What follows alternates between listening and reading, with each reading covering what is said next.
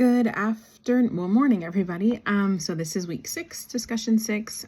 First question is sending signals without words. What are some examples of human interactions where language plays a secondary role or is not used at all? Rituals, functions as nonverbal forms of communication in different cultures.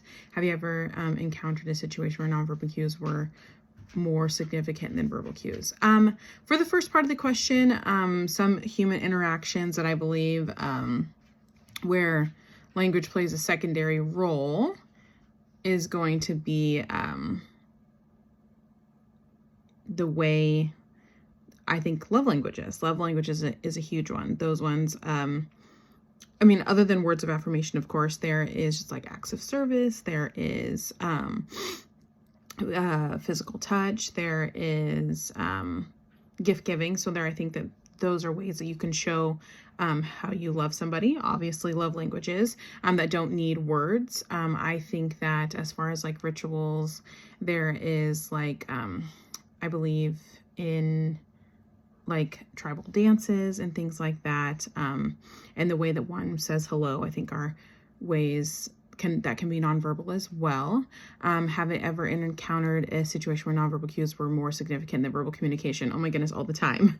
I think that within just people you live with and people that you work with, like when you're having a conversation or not even having conversation, you can see somebody from across the room. You can see how they can be upset, how they could be happy, they're laughing, or you can see like an eye roll, annoyed or something like that. That is something that I deal with a lot.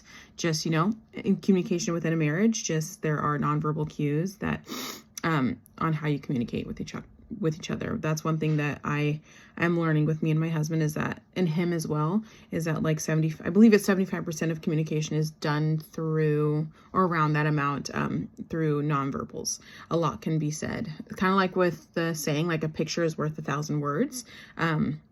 If you take that snapshot, kind of like our assignment this week, that picture can say a ton of things without words being used. Physically interacting with others, besides body movement, other forms of nonverbal signals can convey messages in human interactions. How can personal objects function as nonverbal cues? Share an object that conveys meaning to you. I would say, as far as an object goes, I think it would be, let's say my Kindle. My Kindle is one of my most cherished things, other than my children, of course, is that because I love to read. It is my downtime. I'll sit in front of the fire. I will read for hours. I will do all the things. Like one thing that my husband will do is he'll bring me my Kindle if I'm sitting down on the couch being all cozy. He'll bring it to me, and because he knows it's something that I love. So I think that's a really good act of love from him. Is that here? I know that you love doing this. Here, let me give it to you. Share an example from history or current events where nonverbal miscommunications had significant consequences. I think that one of the biggest things, and I really wouldn't call it a miscommunication, and it can be taken that way, is protesting. One thing I heard in 2020 with our protesting that went on was that violence is the voice of the unheard. And one thing that somebody had said to me, they're like, oh my gosh, I wish protesters weren't like around or whatever.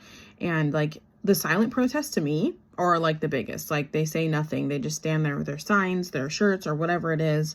But they can stand there and be a wall and be in the way, but you have to be able to see them. That for me is a huge thing in history. As far as significant consequences, I think that protesting has just upset a lot of people and has caused a lot of violence and a lot of other things. I think that's the biggest one. But even in a silent protest, there can be violence as well. But I think that nonverbal communication is huge and does have a lot of effect on us in our world.